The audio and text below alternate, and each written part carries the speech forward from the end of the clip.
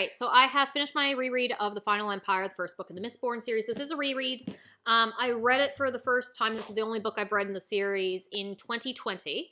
I had wanted to continue because I absolutely adored it the first time I read this book, but my library did not have the second book in the series, so I never did get a chance to continue. And then for my birthday one year, I bought myself the pretty UK covers with the white ones. I love this, so pretty. Anywho, the main reason I want to reread the series because Brandon Sanderson is well known, would be putting it mildly, in the fantasy community. I lean more towards urban fantasy than epic, but I really want to give this a shot, and I do want to try to read more into the Cosmere eventually. The main criticism I always hear about Brandon Sanderson is his prose. Just saying they're very basic, simplistic. They're really talking down about this man's writing. I do not get it. Because this is my preferred writing style. I do not like purple prose is almost unreadable to me. I get why people like it, but that's like too far. And then you got like really beautiful prose, excellent writing, like The Name of the Wind. It's beautifully written, but in terms of the writing structure in books, is kind of lower on my priority. I like the phrase of easy reading is damn hard writing, and this is just an easy to read book. It's very approachable. It's very easy to get lost in. I don't get distracted by the writing.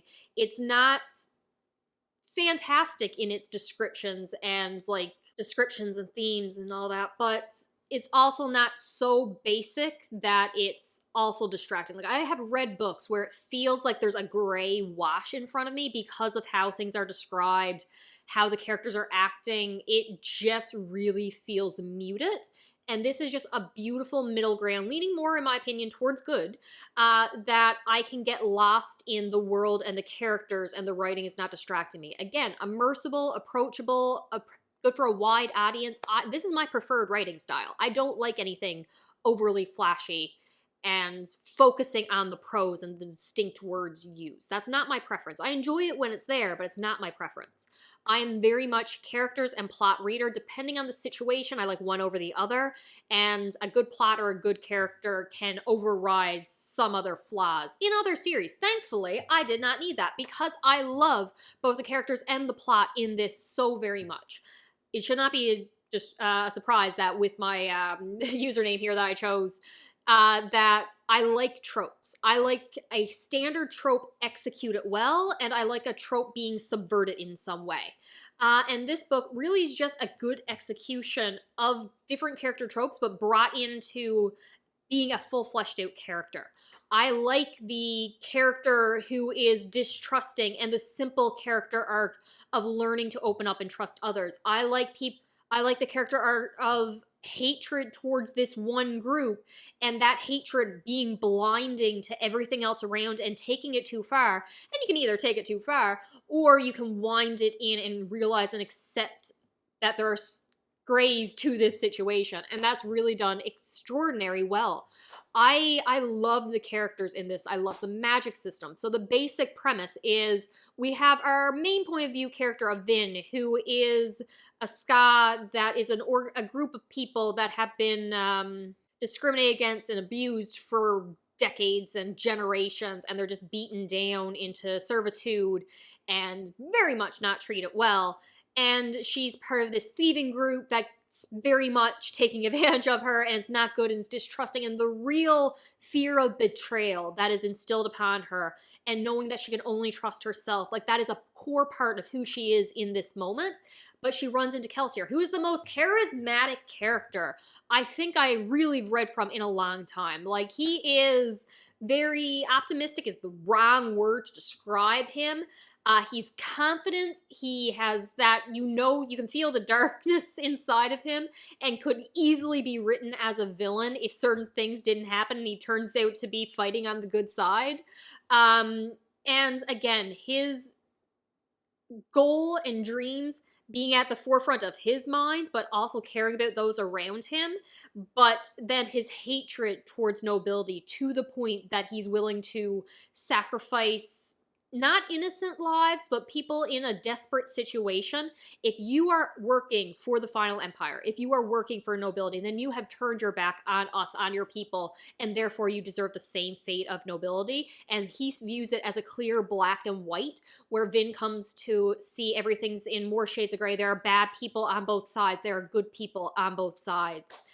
And them coming together and learning from each other and building that family connection. Found family trope. My God, I love the found family trope. So they come together and learn to trust each other and learn from each other. But then you have the core group of criminals here that are working together. One of my favorite being Breeze, who is I believe he's the soother, so he can manipulate people's emotions. And just the way he talks. And you can tell he's trying to manipulate and nudge people in certain directions. I love his tone of voice. The tone of someone's voice in a story really gets me, because I hate it when I'm reading a book and it all feels like the same person. They all talk the same, regardless if it's an ancient witch or someone who lived in the streets or someone who grew up in a castle. They all talk with the same dialect, the same intonation. They don't feel distinct to me. In this book, all the characters felt so distinct in when they were talking. If you removed the names from the book, if that got blacked out or whatever, I could still probably tell who was talking just by how the word choice they're using, how they're acting in certain situations, their attitudes. It came across so well. I love the voice of these characters. The magic system, of course, with the burning of different metals, whether that allows you to push and pull on certain metals, or if it allows you to manipulate certain elements or give you strength. I love the opening of this book where Vin is not aware of this. I'm not really sure if it should be considered a plot hole that she isn't aware of this metals bending of allomancy, or just the fact that this is something that's well known and used in society, but more noble society. But that being said, you still have the thugs of her world who know they're allomancers, and using, is it pewter, I think? That can give them intense strength. That's very common in the underworld where she is most of the time growing up. So I feel like she should have been aware of at least that version of allomancy and just not have known about the type that she could use initially, that she called luck. So again, I like that because she didn't know it or what it was exactly, she had a different name for it, and then learns more about it and the type of powers that she can use. So I really enjoy that. The powers themselves are very well executed. Sometimes exposition dumping feels when you're describing the power system, the magic system, it feels like an exposition dump sometimes, but here it was so well used to develop the characters. So Vin is very distrusting, so she's wondering why Kelsier is freely giving all this information. And Kelsier is very open. He wants to trust his crew, even though he's been betrayed in the past, and choosing to trust the people around him because he doesn't want to live in fear. That's part of his character. My favorite being when she gets her cloak. It's simply I thought I would have to earn this. And Kelsier being no, you earn it by living. You don't have to earn your place in this world. So it's really a coming together of those characters. Yet it's all done in what is essentially a training session learning the magic system. So I absolutely, I really love the writing and how things were executed. The plot is very simple. You got a little bit of a heist going on as they want to steal some powerful metals that'll give them more power. So I love a good heist. But they're planning on bringing down an empire through political family feuds and drawing armies out of the cities and thinking of a plot for the Lord Ruler, who I haven't even talked about. The bad guy has won in the past, and now they're living in this tyrannical reign from this godlike creature, and they're trying to find a way to kill him, even though he's immortal as far as anyone is aware. He's a separate consciousness of God. And I love it. I love the idea of the villain has won, you're living in this world, and now you have to try to take him down. It's just great. Then we spend so much time in the castles. And I can see people arguing the plot being very slow in terms of, it's a lot of dances, it's a lot of subtle spreading rumors and stuff like that, but I absolutely adored it because the first part of this book, or at least the first third, had so set up these characters that I just like seeing them in these situations. I loved seeing them plan. I loved it when the plans failed. I loved it when the plans worked. I love the balls. I love the characters we meet there. I love interacting with the nobility and pulling stuff over on them. It was so well done. I had an absolute blast reading this book. I binged it in like a mad spree the first time I read this because the library was about to take my ebook away from me, and I only like had a day to finish like the last half of the book because I was busy. No, I think I was just procrastinating reading.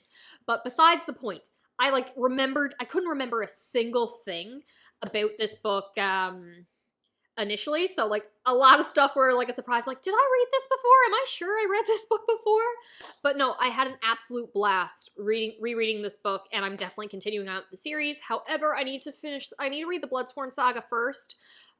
Because beautiful covers, and the third book is coming out soon, and I really need to read the first two. All right, jumping into a couple spoiler thoughts, more spoilery than what I've already said, as I'm reading it, and then a little bit of a wrap up with some more spoiler thoughts at the end. All right, me and Maven are just chilling here, but I have finished part 1 of The Final Empire. Just as a reminder, I have read this book, I just can't remember any of it. And I really like the introduction of everybody. Essentially, I think Brandon Sanderson's strongest element of his writing style for this book, I know the prose have always been said to be pretty simple with Brandon Sanderson. I do agree. But I think what I like the most is how approachable he is with his characters. The voice that he gives the characters right off the bat. So immediately we know Vin is very insecure. She's distrusting because of what her brother has both done to her and taught her, and just believing that everyone is out to betray her. And then Kelsier, we immediately set up that he's sneaky. He's got a sense of humor. He's always smiling, but there's this darkness to him and an anger towards the nobleman, and willing to sacrifice and just do brutal things at anyone's cost to get to his end goal. Especially when he says, like, even the Ska who work for the Empire, like, if you choose to side with them, your life is forfeit as far as he's concerned, not caring about the situation that put them in this position. And, like, the Soother, who I know I just said that they're very approachable, but I forget his name. He's very charismatic and everything there. So I love the personalities. They give them, like, one solid trait and then build upon that as the story goes, but it makes the story very approachable. I immediately feel connected with these characters. One of my favorite elements, too, would be, like, we get a full-on chapter of exposition dumping, just training, not montage, but just going out into the mist and the darkness, and Kelsier is training Vin on how to use the elemental metals, and it's just him explaining, this is what this metal does, it's paired with this one, this is how you use it, this is what it's used for, this is the physics of it. But the way it's done builds the characters. Kelsier has no secrets from her. And she, the entire time, is just like, why is he giving me all this information? Well, he's only teaching me about these 4 elements. He's holding back on these 2. So maybe that's how he'll keep control over me. Because she doesn't understand someone just giving information, valuable information that could be used to control her, have power and authority over her, just to give that information so freely. She doesn't understand it. So her distrustful nature is further reflected in what is essentially an exposition dump, but their personalities are so strong it doesn't feel like an exposition dump. I love the opening scene with Kelsier in this more or less plantation, and he's like, I'm here to cause trouble. I'm not here to eat your food. I'm not here to do anything else. I'm just here to cause trouble. And then he does. And I love it. I love the opening of this. Book 1 immediately, even if I hadn't, because I was invested in this book the first time I read it, I just binged it in, like, a couple days that I can no longer remember any of it, but it immediately draws you in, and I love that. I love that with the writing, with the characters, and I can't wait to continue. Alright, it's the second ball just after she almost died.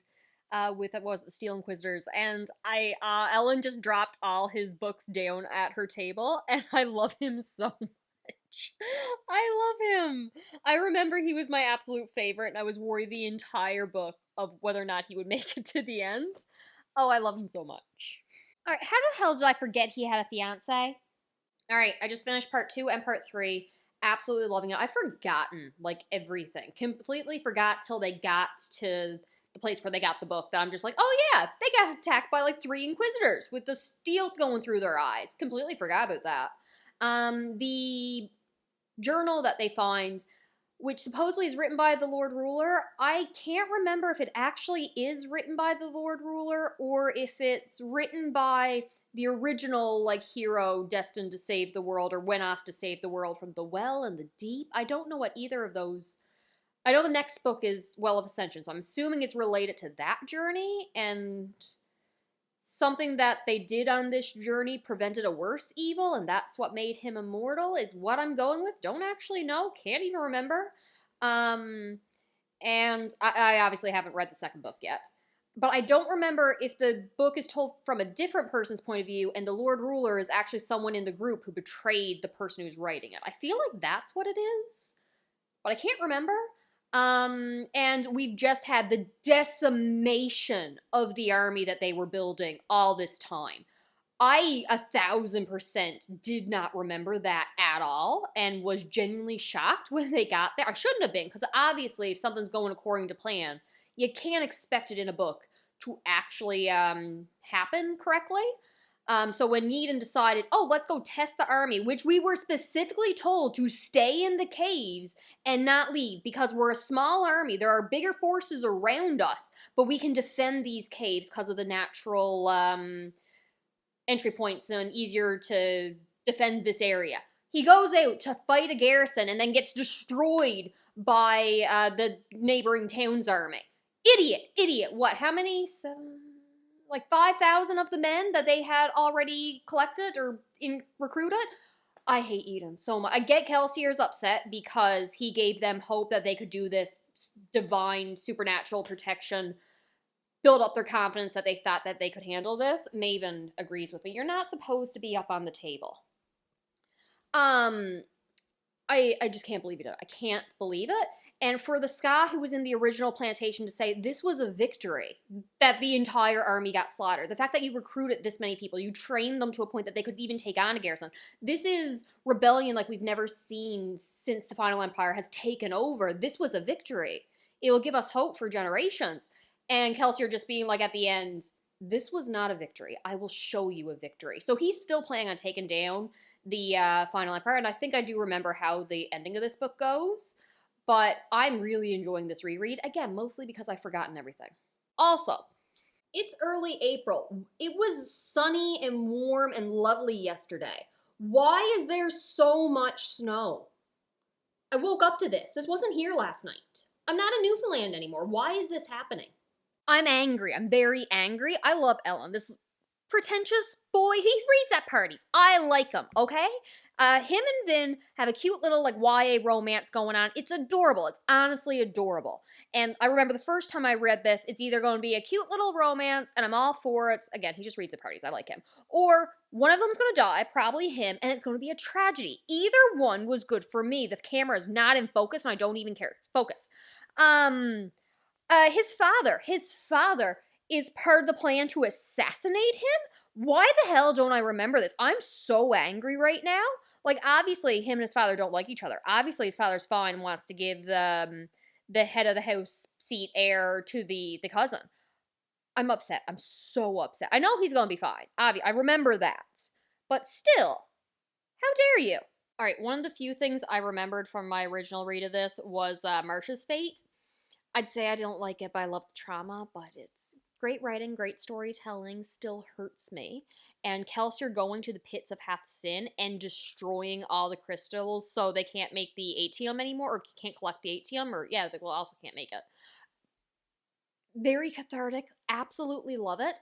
I am currently at the part of the book where they were going to do the mass executions of the place that Vin was undercover in, and they go to save everybody, and Kelsier is saying, like, I am hope, you cannot kill me, and the Lord Ruler is coming up upon him, and he's been stabbed twice and is just brushing it off. He doesn't care that he's got 2 spears in him, and everyone's watching, and if I just stop reading here, I can pretend this is just a happy ending. Can I Can I just stop reading here, please? All right, so like the ending of this book was such a fun time because I did not see it coming the first time because past Jessica is an idiot. And despite loving trauma, I love a good heartbreaking moment. Um I did not think that they were going to kill Kelsier at all. So when he is in the crowded square and he's fighting the Steel Inquisitors and the Lord Ruler comes down to him, I'm like, he's got to get away. He's going to get away. And then he dies in the street in front of everyone, barely putting up a fight to the Lord Ruler, just giving that speech saying, I am hope, you cannot kill me. I am the thing you cannot kill. It's clear and obvious that he was setting this up from the beginning. It is so clear that he's basically establishing a religion. He's talking to the Tresman. That's Saz? I'm terrible with names.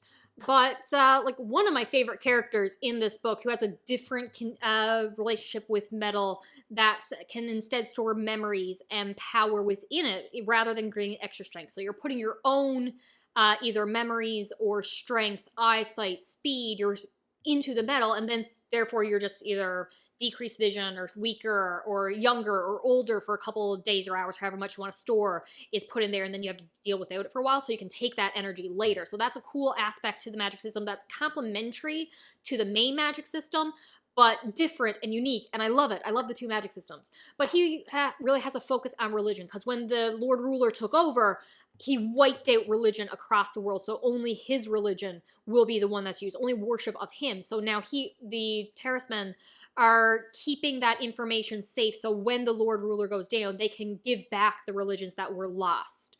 And I love that. I love that. And Kelsier is talking to him about different religions, why they're worshipped, why they're believed in, why some hung on longer in the Lord Ruler's reign than others. Because he's learning what it takes to get people to believe in something or someone enough to fight back, and give them belief and hope to hold on to give them the strength that they need to fight for as long as they can. So he made himself the figurehead of this religion, made people believe in him, made him himself a martyr. So after all these decades and generations of them never fighting back, them taking all the abuse, he gave them a reason to believe, a reason to fight, and I love it so much.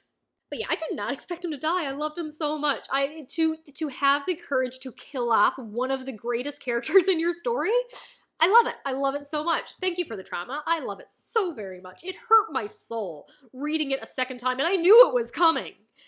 So to have it happen again to me, and it still hurt, knowing it was coming the entire time, just yes. 100% yes. And then fighting the Lord Ruler. We have these open mysteries of what's going to happen. So first of all, the next book's The Well of Ascension. I know that the Lord Ruler had been a part of the hero's party, and betrayed the hero and took the power from himself, but still defeated the deepness. I don't know what the deepness is. I want to know.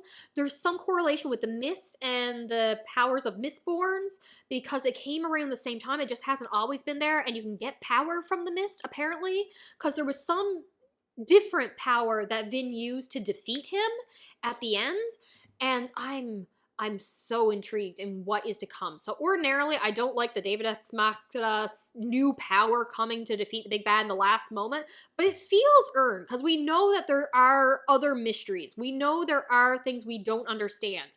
We have learned throughout this book that there are ways around the rules of the magic system that we didn't know of before, like seeing through a pewter cloud. Okay, copper cloud. Okay. So to see through a copper cloud, but only certain people can do it. So I'm going with there's another group of people, and the Lord Ruler didn't want the Terracemen, I'm probably pronouncing that wrong, the ones who can hold memories and power in metals, didn't want them to have kids with like Allomancers or Mistborns, because that's what he is. He can use both Allomancy and the other type of power, and that's what gave him power, but also led him to subjugate his own people. Like, there's something, we're missing a piece of the puzzle here, because he then wanted his people to be ruled over and command and have more authority than everyone else, but then he subjugated his own people. Like, he hates his own people more than he does the Ska. Like, we're missing something there. because could it just be he didn't want anyone to rise up to question his own power, could possibly defeat him? Because it was a combination of those two groups that led to him. So meaning that then someone could be as powerful as he is and do whatever he did to make himself immortal with the aging and all that. I feel like we're missing something there. So to know that there are ways around the magic system, that like there's not all the answers to the magic system yet, so there being something new, it worked. It worked for me to have this power be used, us not fully understand it, because we don't understand the magic system completely in all its details that have been firmly established, so I'm okay with this other one coming in to defeat the Lord Ruler. Also, mostly because I want the Lord Ruler to die for what he's done. And I really didn't care how that happened. So yeah, I'm very excited to continue on with this series. I love how, what's his name? Mersh, there we go. Kelsey's brother Mersh. So he hated the Inquisitors, the Steel Inquisitors, I think that's their name, like more than anything. I'm pretty sure they're the ones who like killed his mother. And he agrees to go undercover with them. He agrees to take their tattoos and everything, and he will be marked with that for the rest of his life, but it's worth it for the revolution to win, only to get turned into one of the Steel Inquisitors with the spikes in their back and eyes and everything, and that being how he learns how to defeat them and gains power there, but he becomes what he hates, but it never changes who he is. I'm excited to see where his story goes in the future. I'm having an absolute blast with this series so far.